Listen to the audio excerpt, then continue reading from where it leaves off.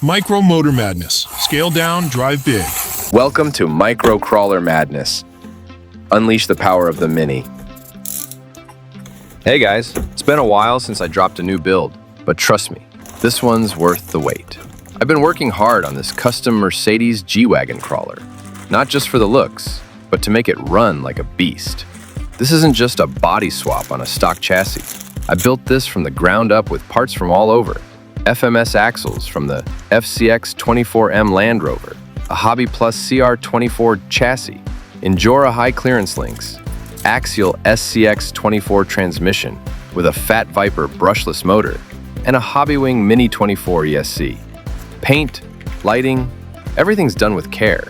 And yeah, it performs as good as it looks. Stay tuned. The full build and trail test is dropping real soon.